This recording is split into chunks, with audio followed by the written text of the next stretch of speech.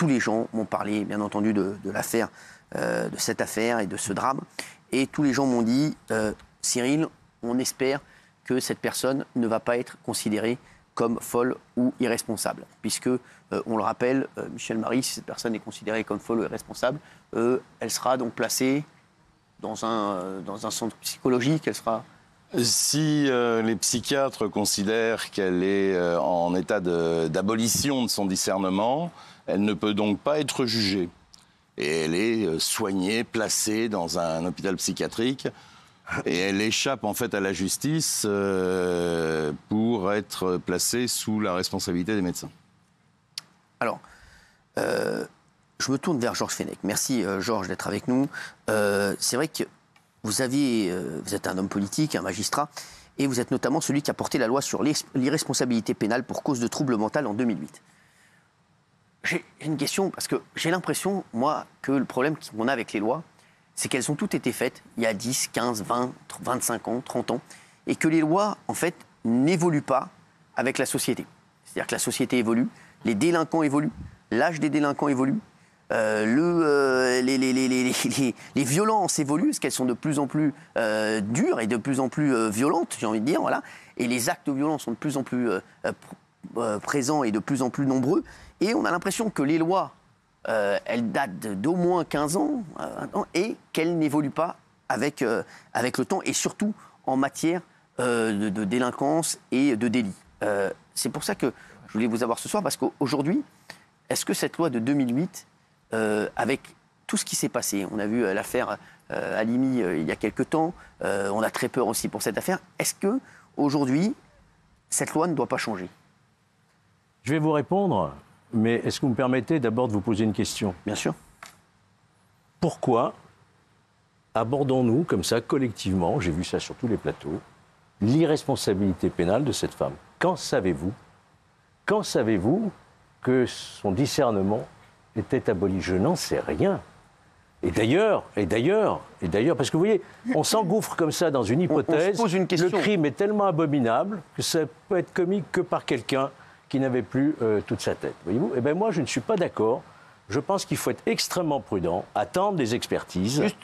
Et je précise, je termine, Cyril, il y a eu déjà une expertise en garde à vue qui a dit que son état psychique était absolument compatible avec la garde à vue. Donc si on avait constaté d'entrée qu'il y avait un vrai problème, genre de schizophrénie, de paranoïa, croyez-moi, on l'aurait immédiatement transféré dans un hôpital. Là, ça n'a pas été le cas. Pourquoi je vous dis ça? Donc prudence. Pourquoi je vous dis ça, Georges Fenech? Pourquoi je vous dis ça, Georges? J'aime beaucoup Georges. Vous pouvez. Je sais qu'on s'entend bien tous les deux. C'est parce que on voit beaucoup d'articles, je lis beaucoup de rapports, et ils disent tous qu'elle est déséquilibrée. Voilà, qu'ils disent, voilà, une personne plutôt déséquilibrée. Donc c'est pour ça que je vois tous les médias prennent peur, parce qu'ils se disent, est-ce qu'ils ne vont pas nous jouer encore le coup d'une personne irresponsable? Oui, Géraldine. Pardon, Monsieur Fenech, mais l'irresponsabilité, par exemple, de l'assassin de Sarah Halimi, puisque vous me dites, là, il a été jugé, on est d'accord. Donc il est irresponsable. Il est où aujourd'hui, cet assassin? Il est dans un hôpital psychiatrique. Et qu'est-ce qu'il fait dans cet hôpital psychiatrique? Il regarde la question. télé, Il reçoit fume des soins. pétards, il deal, il a des permissions de sortie, il voit sa famille. Moi, je C'est exactement, pense à la famille vous savez quoi? pas qu'il ait C'est des exactement permissions. ce que m'a dit ma mère ce matin. Je ne suis pas certain qu'il ait des permissions. Ma mère m'a dit, mais même qu'il ait des permissions ou pas, il mange, il dort et regarde la télé, et voilà, il se fait soigner. Insupportable. Donc il se fait soigner en plus. Voilà, et donc c'est insupportable. Après, Georges, Après, moi, je parle avec l'émotion. Mais c'est vrai que... Non, mais j'aurais beaucoup à dire sur cette affaire. Oui. Je pense moi, je vais vous dire franchement, je pense que le juge d'instruction ne pouvait pas prendre la responsabilité à son niveau de dire il n'y aura pas de procès. Il aurait dû y avoir un procès. Et ça aurait été à une cour d'assises, avec un jury, de dire s'il avait la capacité pénale ou pas. Vous voyez ce que je veux dire? Je pense qu'on n'aurait pas dû... On aurait dû avoir un procès. Mais il y a un principe dans notre droit, c'est qu'on ne juge pas, effectivement, les fous. On les jugeait au Moyen-Âge. On jugeait les fous et les animaux, même. Voyez-vous? Donc c'est comme ça. C'est un grand principe dans toutes les démocraties.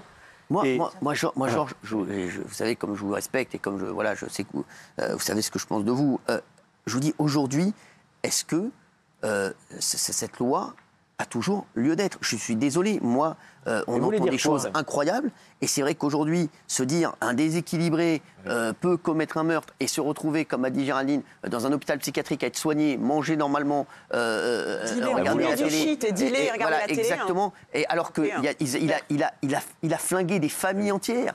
C'est incroyable. Oui. Cette loi, elle est insupportable parce qu'en gros, elle permet à quelqu'un de commettre les pires horreurs et de se cacher derrière une folie. Et moi, ce que j'aimerais savoir, c'est concrètement comment est-ce qu'on détermine quelqu'un Stéphane Amar est avec nous. Et est-ce qu'une personne, un sujet un peu manipulateur, ne peut pas berner les enquêteurs et les psychiatres et se faire passer pour un fou? Alors Stéphane Amar, psychologue. Ça, c'est important comme question, oui. Question évidemment compliquée, puisque nous avons des antécédents qui nous ont montré qu'on pouvait se tromper. Ouais. Donc évidemment, la difficulté est d'autant plus importante qu'il s'agit de juger d'un état de non-discernement au moment des faits. Donc par définition, on ne l'était pas. C'est-à-dire qu'il y a une ambiguïté en effet entre se poser la question d'une folie structurelle, présente, installée, et d'un moment de folie. Voilà. C'est là toute la difficulté. Alors, comment ça prend de temps, cette expertise sur un cas comme celui-ci, parce que, voilà... C'est une vraie question. Il y aura En général, il y a plusieurs experts. Il y a plusieurs, il y a même des collèges d'experts. Hein. Je pense que là, Dans il une y aura un affaire aussi collège. grave, on commet 2, 3 experts, un autre collège d'experts. Mais attention, moi ce que je tiens à dire aussi, c'est pas parce que ce crime est abominable qu'il fait disparaître le discernement. Je vais vous donner des exemples. Regardez des tueurs en série comme Michel Fourniret, Guy Georges, Patrice Allègre par exemple, ils ont tous été condamnés et reconnus coupables. Et pourtant leurs crimes, notamment ceux de Michel Fourniret qui s'attaquait à des petites filles, avec des rituels également, étaient abominables. Il ne faut pas confondre la maladie psychiatrique, je passe sous votre contrôle, d'un psychopathe. Le psychopathe sait ce qu'il fait. Il sait la souffrance qu'il fait endurer et il comprend le crime qu'il commet. Voyez-vous ? Alors, je vais vous dire, il y a une phrase qui est ressortie hier, et qui est ressortie même chez certains de nos confrères, c'est quand j'ai dit hier, pour des personnes comme celle-là, parce que vous nous parlez de collèges, d'experts, de gens qui vont se réunir pour savoir si la personne est irresponsable ou pas. Moi, j'avais dit, et je le redis ce soir, je n'ai pas peur de le redire, pour ce genre de personnes, pour moi, le procès doit se faire immédiatement. C'est procès immédiat, c'est en quelques heures, et terminé, c'est perpétuité directe. Non, mais c'est de la démagogie, ça. Ah non, c'est pas de la démagogie, c'est ce que j'aurais fait. Je suis désolé. Alors moi je pense que ce que on vous est dites, dans c'est un de la état de démagogie. droit, il y a des procédures. Arrêtez. Il a le droit à une défense. Mais non, quoi pour moi, il n'a pas le droit à une défense. Même Klaus Barbie a été défendu par Maître Vergès. Oui, mais c'était. Je vous le dis, principe. je vais vous dire, Georges Fenech, moi je pense qu'il faut vivre avec son temps. Bataclan ont été jugés avec des avocats. Je pense qu'il faut vivre avec son temps. Il faut vivre avec son temps et aujourd'hui la société a changé et on ne peut plus laisser des gens comme ça être jugés pendant des semaines et des semaines et ils sont après dans un hôpital psychiatrique et ils restent 3-4 ans et après ils ressortent et les victimes, la famille des victimes les voit. Ce qui est démagogique, c'est ce que vous dites vous, je suis désolé, je trouve que ce qui est beaucoup plus démagogique ce que vous dites vous que ce que je dis moi. Pour moi c'est un procès immédiat et direct, c'est perpétuité. C'est même pas, on discute même pas et il n'y a pas de discussion. Ça n'existe ça devrait exister, je sais pas ce qu'en pense ici. Ça s'appelle la loi du talion. Bah non, pas du tout. Alors, je vais vous dire, vous savez ce que ça s'appelle, alors vous, Georges Fenech, ça s'appelle la loi. Ça s'appelle la loi je vous dis, c'est une loi, et c'est ce qui se passe aujourd'hui en France. Les Français, ils en ont marre. Ils disent à chaque fois, on se recueille, on est triste, on se dit, on espère que ça reprendra pas, et ça reprend parce qu'il n'y a pas, je vous le dis, il n'y a pas d'exemplarité, il n'y a pas de peine exemplaire. Attendez, et dans ce que vous dites, Georges Fenech, parce que l'histoire, elle va durer des semaines et des semaines, et ben après, les gens vont oublier. Et puis après, on verra, tiens, un entrefilet, ah bah tiens, elle a été placée, ou truc, ou bien elle a pris. Je vous le dis, aujourd'hui, on ne veut plus de ça. Je pense que ce qui est démagogique, c'est plus ce que vous dites vous. Et aujourd'hui, ce que vous dites, pour moi, je vous dis, c'est plus audible pour les Français. On n'en peut plus. On n'en peut plus d'entendre ça. Je voudrais vous répondre. C'est une France dépassée. Sans esprit polémique, vous l'aurez bien compris. Bien sûr. Le procès permet de toucher à la vérité. Un procès, ça permet de comprendre ce qui s'est passé. Pour les parents. Mais les parents ont besoin de savoir. Regardez le procès des attentats du Bataclan, ça a duré 9 mois.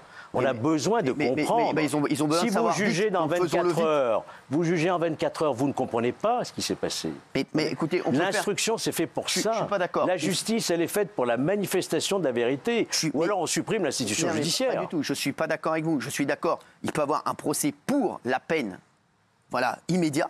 Et ensuite, après, oui, donner des éléments aux parents et aux familles pour dire ce qui s'est passé. Mais je vais vous dire, aujourd'hui, je pense que franchement, énormément de Français sont d'accord avec moi. on n'en peut plus de ce laxisme juridique et de ce qui se passe actuellement. Ça va encore durer des mois et des mois. Elle va avoir un avocat, elle va pouvoir se défendre. Ils vont plaider l'irresponsabilité, que ça marche ou pas, et ça va recommencer et il y aura encore un autre problème. Aujourd'hui, pourquoi on parle de ça encore aujourd'hui? C'est parce qu'on a envie que ça n'arrive plus. On n'en peut plus de ça. Entièrement d'accord. Oui, mais c'est insupportable. Bien sûr, et je vous dis, bien sûr qu'il faut prendre des mesures. Et aujourd'hui, je trouve que les lois ne sont pas adaptées à la société actuelle. Je ne sais pas ce que vous en pensez. Mais elle est en prison, Cyril, là. Elle est en prison. Oui, mais alors, elle est en détention préventive. Bien sûr, oui. C'est ça qui est bien. Oui, ça c'est très bien. Oui, Guillaume. Surtout s'il ne faut pas juger des fous, pourquoi il faudrait les protéger? Pourquoi cette dame ne faudrait pas l'envoyer en prison? C'est quoi l'intérêt? Il faudrait les soigner, surtout si on... Oui, mais pourquoi? Pour qu'elle ressorte après?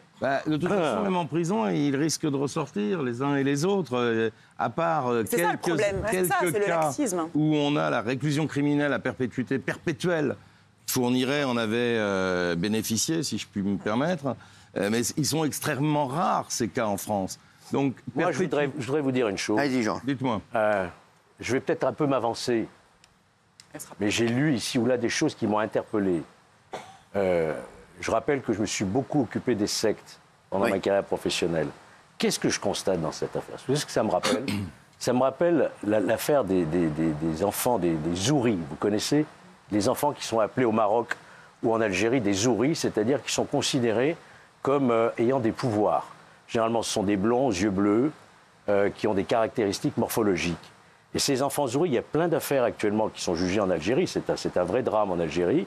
Ils sont kidnappés, ils sont sacrifiés, on boit leur sang, et il y a des rites sataniques. Et sur cette pauvre fillette, il y avait le chiffre 1 sur la plante de son pied gauche et le chiffre 0. Et elle a dit, semble-t-il, dans sa garde à vue, qu'elle avait bu son sang. C'est exactement le rite satanique des Zouris qu'on trouve en Afrique du Nord. C'est pour ça que moi j'ai besoin de savoir qu'est-ce qui a inspiré cette femme. Bien sûr, non, mais ça on a envie de savoir. On ne va pas juger comme ça en 24 heures. Il faut comprendre. Mais encore une fois, je parle avec beaucoup de prudence. Je dis ça m'a fait penser à cela. Non, mais c'est vrai que justement, Michel Marie, c'est bien que Georges Fenech en parle. C'est vrai qu'il y avait ces chiffres sur son corps. C'est quoi? C'était inscrit sur ses deux pieds au feutre rouge. Sur un pied, il y avait le chiffre 1, sur l'autre pied, le chiffre 0. Elle ne s'est, à ma connaissance, pas expliquée sur ce point. Voilà.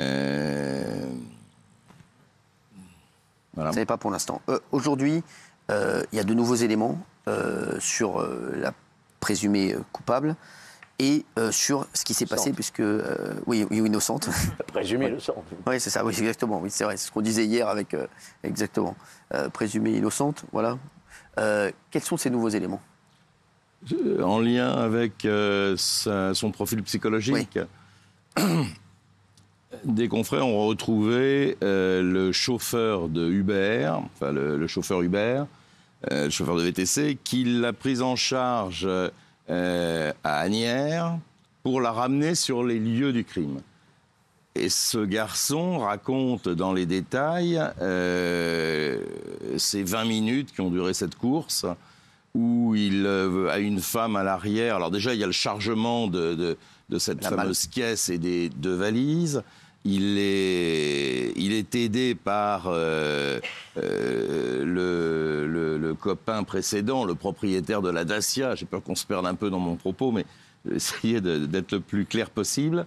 Il charge donc cette malle, ces valises, et Dabia repart avec ce chauffeur VTC en direction des lieux du crime, c'est-à-dire dans le 19e rue Manin. Et pendant les 20 minutes que dure cette course, de ce que j'ai lu, elle semble parfaitement détendue. Elle réclame à un moment des bonbons, parce qu'il paraît que les chauffeurs de VTC distribuent des bonbons. Donc elle n'est pas stressée, visiblement. Le chauffeur n'a plus de bonbons, donc elle abandonne l'idée. Ils échangent sur leur boulot, ça va ton boulot, et toi, ça rapporte, ça marche bien, etc. Et à un moment, le chauffeur de VTC demande à Dabia, et vous êtes dans quoi? Elle répond, je fais dans le Uber Eats, je suis livreur au Uber Eats. Et le chauffeur lui demande si ça se passe bien, si elle gagne bien sa vie. Et là, elle brise d'un seul coup le contact en disant « ça ne vous regarde pas ». Et elle se mure dans un espèce de silence pour un long moment encore de la course. Et arrivé devant le 119 rue Manin, c'est bondé de voitures de police, puisque depuis 15 heures, ils cherchent Lola. Donc là, il est 23 heures, je crois, et on voit des voitures de police partout. On peut imaginer qu'elles disent au chauffeur allez-y, on va plus loin. Et en fait, dans son esprit, j'allais dire dérangé, excusez-moi, mais dans son esprit assez particulier, elle demande au chauffeur de se garer, elle paye la course, elle appelle sa sœur au téléphone, elle lui dit de façon un peu vulgaire descends m'aider, fille de pute, et la sœur descend. La sœur chez qui le crime s'est déroulé quand même. Et là, il décharge cette malle qui contient le corps de cette malheureuse. Et là, la sœur se doute quand même de quelque chose. Elle lui dit mais qu'est-ce qu'il y a dans la malle? Elle lui dit écoute, ça te regarde pas, on va remonter ça chez toi. Et du coup, la sœur ne veut pas, la sœur refuse catégoriquement, rentre chez elle, abandonne sa petite sœur Dabia sur le trottoir avec cette malle et ses valises, et c'est là qu'elle va se débarrasser du corps dans les parties communes, débarrasser de la malle, pardon, dans les parties communes, et ensuite elle va rentrer en transport en commun jusqu'à Bois-Colombes, où elle sera interpellée par la brigade criminelle le lendemain matin. Je trouve quand même que le comportement de cette femme, après... vous direz ce que vous en pensez, mais le comportement de cette femme est curieux, quoi. Bien sûr. Alors, l'ex-compagnon de la suspecte s'est exprimé. Il a décrit quelqu'un de dérangé. Ensuite, il a aussi expliqué qu'elle était partie dans des questionnements religieux particuliers dernièrement. Ouais, je l'ai vu. Qu'est-ce qu'il veut dire par là? Parce que ça peut rejoindre ce que disait Georges Fenech il y a un instant. Je m'interroge beaucoup. Il s'est avancé, qui s'est interrogé, qui n'a pas dit que c'était ça. Je m'interroge, je suis très prudent. Il s'est interrogé, mais voilà, comme tout le monde. Et c'est vrai que ces chiffres... Il y a eu un rite satanique. Hein. Voilà. Les rapports sexuels, les quasi-égorgements, hein, un nombre de coups de couteau importants, tout ce que je viens d'écrire, le sang, elle a bu, elle l'a reconnu. C'est pas un crime ordinaire. Moi, je n'ai pas le souvenir d'un crime aussi abominable dans toute ma carrière. D'habitude, les femmes... elles sont les complices de leur mari dans les crimes abominables. Monique Olivier était la complice de Michel Fourniret, l'affaire Dutroux, vous vous souvenez. Mais là, c'est elle, l'auteur principal. On voit des femmes tuer leurs enfants, mais c'est des infanticides, ça n'a rien à voir. Là, c'est un massacre, un rituel, vraiment, un massacre. Je n'ai jamais vu ça de toute ma carrière. J'ai cherché, je n'ai pas trouvé de précédent. C'est vraiment un crime qui dépasse tout ce qu'on a pu connaître. Justement, Georges et Michel, il y a un autre témoin qui évoque une scène où la suspecte aurait crié « il l'a fait » au téléphone, comme si elle était possédée. Oui, il y a un témoin qui dit ça, effectivement, mais alors, là encore, qu'est-ce qu'elle veut dire? De quoi elle parle? Sur qui veut-elle jeter un quelconque discrédit? Je n'en sais rien. Une fois de plus... Bien sûr. Je pense elle a un vrai problème. Elle est vrillée, quoi. Donc tout ça n'est pas cohérent, si vous voulez. Donc nous, on est cartésiens, on essaye d'analyser, de décortiquer des comportements qui sont pas cohérents. C'est le procès, l'instruction qui l'expliqueront. Exactement. Alors, Michel, ça sert à ça. Est-ce qu'on sait ce qu'elle a dit à la petite Lola pour qu'elle la suive? Pardon? Qu'est-ce qu'elle a dit à la petite Lola pour qu'elle la suive? Est-ce qu'on le sait, ça? Non, on ne le sait pas. Enfin, moi, je ne le sais pas. C'est une gosse de 12 ans. Elle avait l'autorité du haut de ses 24 ans. Ouais. Je pense qu'elle l'a emmenée plus ou moins de force. Hein. C'est ce qui semble être le plus... Elle la connaissait pas, du coup, ça s'est avéré. Parce que dans la mesure où sa sœur vivait dans l'immeuble et que c'était la fille des gardiens, elle s'était jamais croisée. Elles se sont peut-être croisées, mais... D'accord, mais si ça se trouve, elle l'a... Et puis, vous releviez tout à l'heure le crime d'une femme, c'est vrai que c'est extrêmement rare, et on se méfie beaucoup moins d'une femme que d'un homme. Les parents disent à leurs enfants, ne suis pas un inconnu, mais c'est au masculin. Ouais. Là, c'est une femme. Monique Olivier servait pour enlever les... Pardon ? Oui, elle servait d'appât. Oui, elle servait d'appât. Elle abordait les enfants pour les faire monter dans la voiture, et quelquefois, il y a même son fils qui était sur le siège arrière. Donc, la qualité de femme, à mon avis, a suffi pour... il n'y a pas une grande distance, en plus. Aujourd'hui, on imagine, bien entendu, le désarroi des parents de la famille de Lola. Et... il y a une question qui revient, c'est est-ce que on va changer des choses après ça? C'est vrai que c'est la question qui revient très souvent. Est-ce qu'on va prendre des nouvelles mesures? Est-ce que les lois vont changer? Parce que et c'est vrai qu'il faut redire que la police, et vous l'avez dit, a été extrêmement... elle a très bien fait son travail puisque ça a été réglé très vite. À l'heure où il est question de réformer la police judiciaire, je pense qu'il ne faut pas y toucher parce qu'ils ont été incroyables. Ils savent faire. Exactement. Ils sont saisis à minuit et à 7h du matin, ils ont interpellé l'auteur, ils ont 3 autres gardes à vue. Donc ils ont fait un travail absolument remarquable. Il n'y a rien à dire là-dessus. Oui, je suis d'accord avec vous quand vous dites que les lois, elles doivent évoluer en fonction de l'évolution de la société, de la criminalité, etc. C'est d'ailleurs la raison pour laquelle, en 2008, effectivement, c'était sous quinquennat de Nicolas Sarkozy, Rachida Dati était ministre, et moi j'étais rapporteur de cette loi. On a réformé cette question des jugements des irresponsables. Qu'est-ce qui se passe aujourd'hui? Lorsque, je me souviens, avant cette loi, j'étais juge d'instruction, quand on constatait l'état de démence, le juge rendait une ordonnance de non-lieu.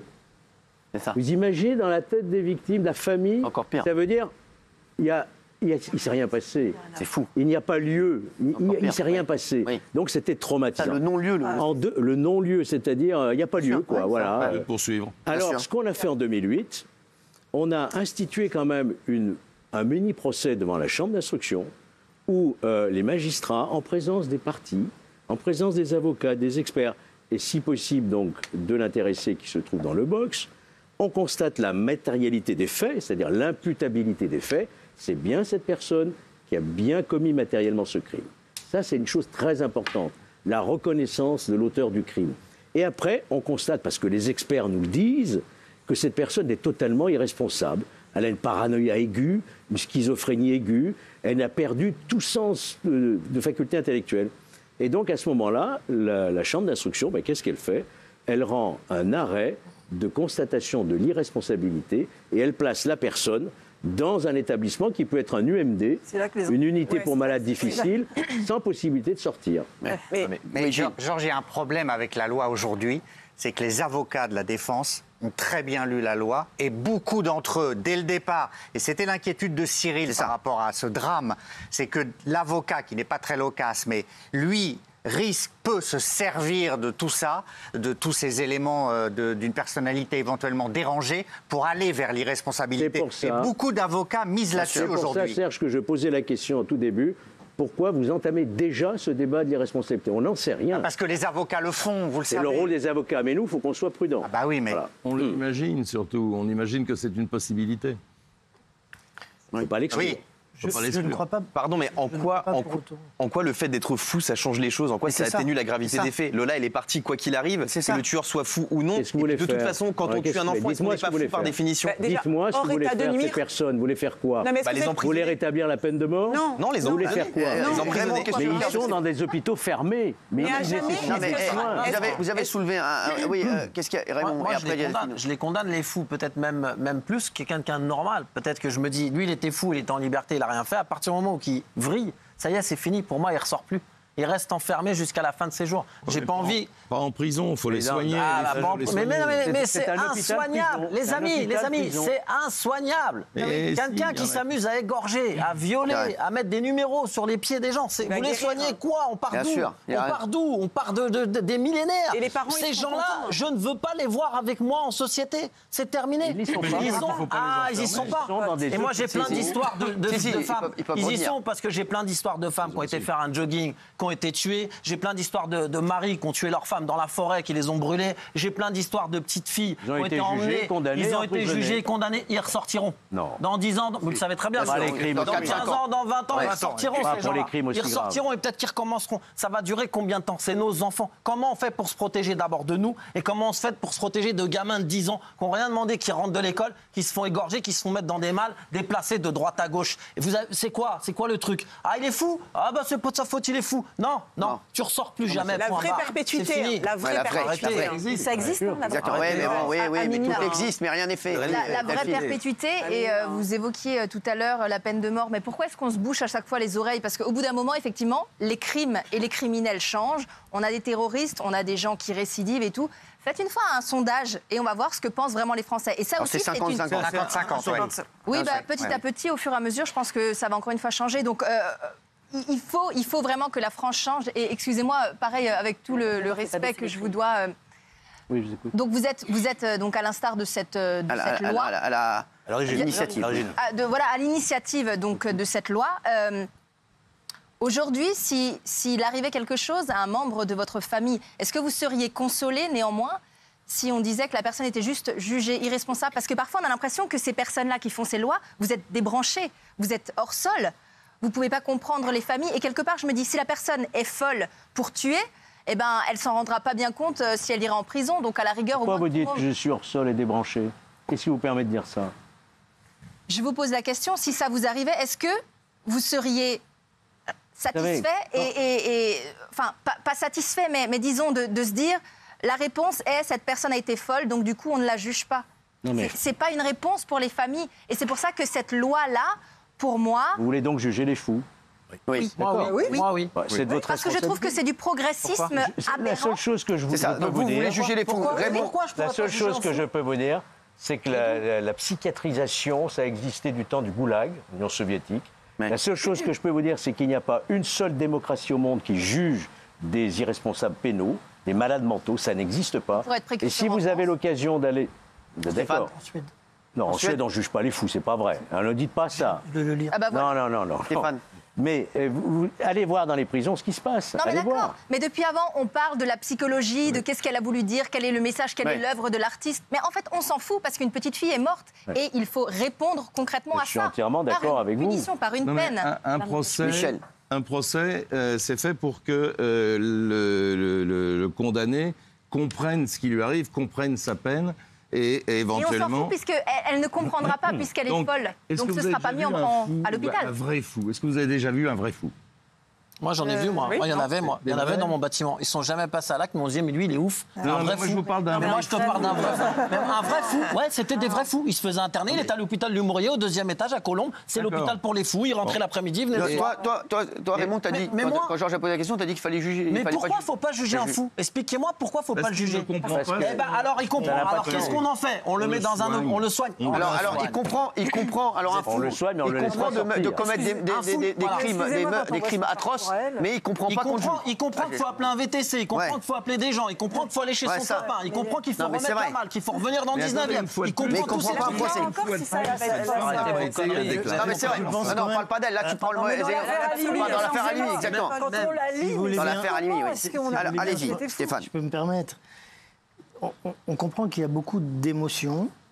Il y a trop. Une énorme envie collective de justice, de cadre qui nous rassure, etc. Ça, évidemment, on le ressent tous parce que on a quand même le sentiment que notre société va mal, elle-même. Notre société devient folle. Moi, je crois que je le dis plusieurs fois en ce moment, régulièrement. Le monde devient dingue. Hein. Donc, évidemment, on a besoin de ça, mais du coup... il ne faudrait pas non plus nous-mêmes que ça nous fasse tourner la tête. Oui, mais... Hein, c'est-à-dire au sens... Non, mais... C'est avec des défis. Mais le ça s'entend pas en ce moment. Vous ne savez même pas ce que je vais dire.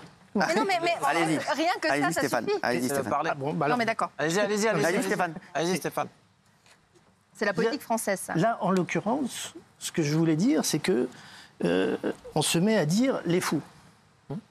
Qu'est-ce que c'est, les fous? Justement. C'est la question. Et c'est toute la question. C'est-à-dire qu'à partir de quand? Et je pense qu'aujourd'hui, cette frontière, en effet, la société évolue.